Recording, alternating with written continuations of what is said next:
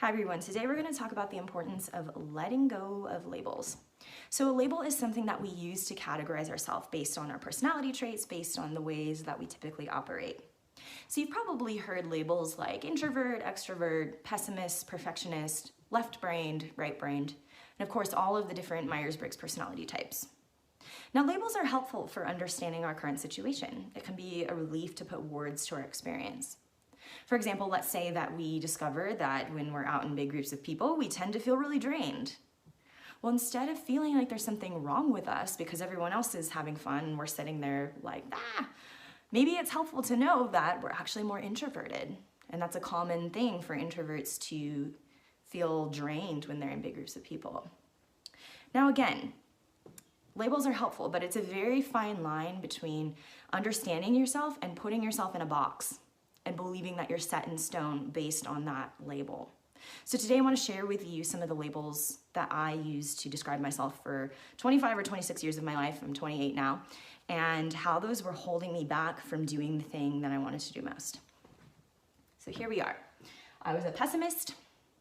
I was overly analytical. I always told people this. I'm overly analytical. I think too much. I'm not very creative. I was shy. I was an introvert. I was a perfectionist.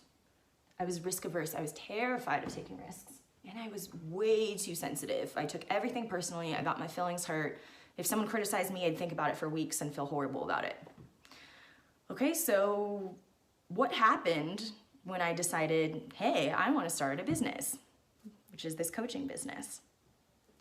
Well, I thought, okay, I really want to do this, but I don't know if I can.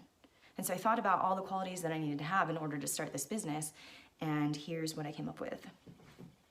Well, I needed to believe that I could start the business. I needed a sense of optimism, which directly contradicted me being a pessimist. I needed to be creative. Well, I don't feel like I'm very creative because I'm just left-brained and analytical. I need to be confident.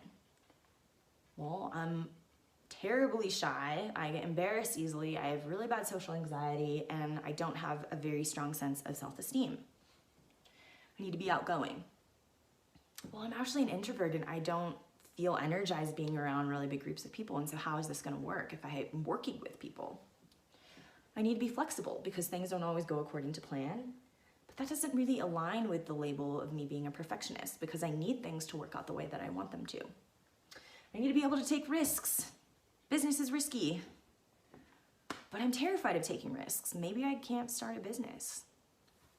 And I need to be able to handle criticism and failure because there are bound to be things that go wrong or people that don't agree with what I have to say, but I'm really sensitive, so I don't know if I could handle that type of pressure. All right, so do you see how all of these labels that I associated myself with held me back from doing the thing that I wanted to do most? And luckily, the desire to start this business far outweighed all of these things. And so I went on a mission to decide or to figure out, how can I become the person I need to be to do the things I want to do? And that's where my work with the subconscious mind began. So I literally programmed myself for all of these qualities. I programmed myself for optimism, for creativity, for confidence. I started with confidence. I remember I wanted to write a book, which became the basis of this program that I teach, and I couldn't even bring myself to write the book because I was so afraid that I wasn't going to do a good job of it. Within a week, completely changed. I felt so confident. I just went on a roll and I wrote the book. It was crazy. I programmed myself to be outgoing, flexible, to take risks, and handle criticism. So again, labels are helpful for understanding yourself, but my advice is to understand your current situation, understand who you need to be to do the things that you want to do, set the label aside, and then fight like heck to become the person that you want to be. Right? I've taken the Myers-Briggs test 3 or 4 times, and I'm literally a different personality type each time because I continually evolve myself to be the person that I need to be in order to do the things that I want to do. And you can too. All right, thanks for listening and watching, and I will see you in the next one.